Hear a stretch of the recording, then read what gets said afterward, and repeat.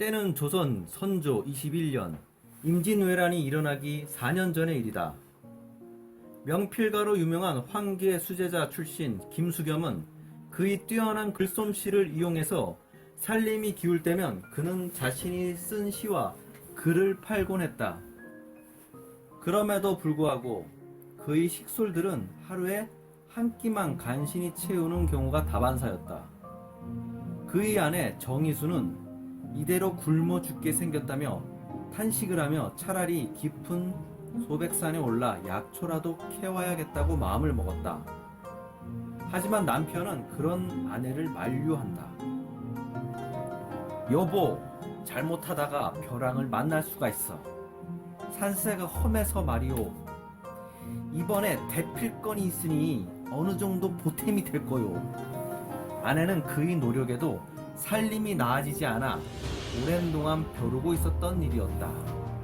하지만 정씨 부인은 약초를 캐러 나간 뒤 한참을 지나도 돌아오질 않았다.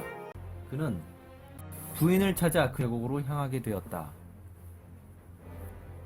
갈수록 캐는 서산으로 기우는데 아무리 산속을 헤매어도 부인은 보이지 않았다. 높은 산을 향해 경사가 크게 진 곳에 위로 길게 뻗은 계단을 발견하였다.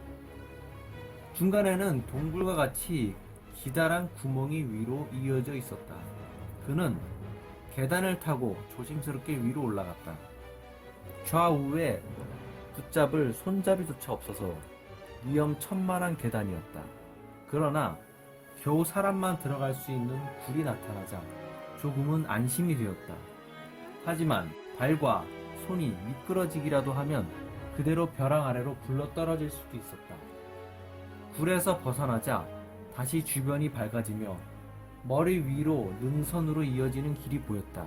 그리고 왼쪽 벼랑의 귀퉁이 쪽으로 한참 떨어진 곳에서 인기척이 느껴졌다.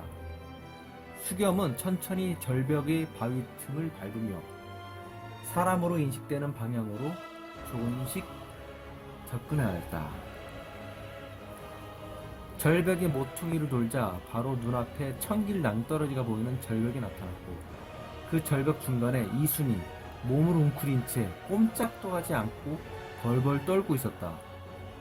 당황한 그는 눈물을 철철 흘리며 부인을 불렀다. 임자! 임자! 이순은 정신을 가다듬으며 자신을 부르는 남편을 향해 고개를 돌렸다. 여보!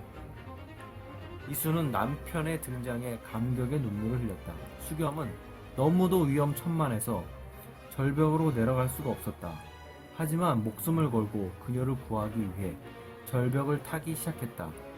위험천만하게도 절벽을 타고 가던 중에 그는 발을 헛디디며 중심을 잃었다. 하지만 운 좋게도 수겸은 간신히 겨우 지푸라기 하나를 붙잡으며 매달렸다.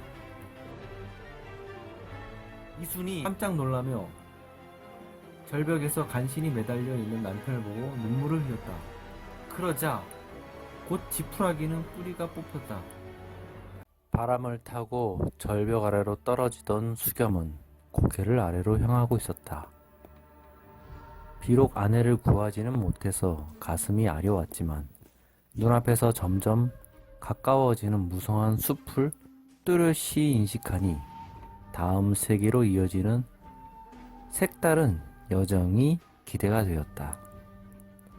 그러나 집에 홀로 남은 딸 아이의 예쁜 얼굴과 눈망울이 그의 시선을 가렸다.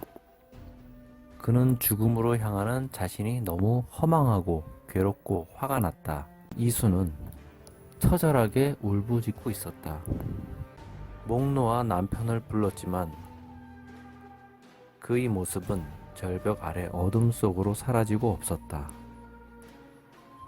하염없이 눈물을 흘리던 이수는 쪼그려 앉아있던 자신의 몸을 일으켰다.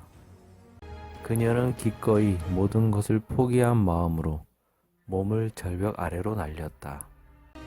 잠시 후 이수는 눈을 떴다. 그녀 앞에는 끝도 없이 펼쳐진 큰 강이 있었다. 도시 없는 조각배 위로 한 뱃사공이 기다리고 있었다. 희뿌연 달빛 아래 짙은 안개가 자욱했다. 검은 강 위에 조각배는 서서히 떠내려가고 있었다. 이수는 가라앉지 않는 강에서 끝까지 걸음을 멈추지 않았다. 그때 뱃사공이 고개를 돌려 그녀를 날카롭게 쏘아보았다. 두루마기에 덮여있는 뱃사공의 얼굴이 윤곽이 뚜렷해졌다.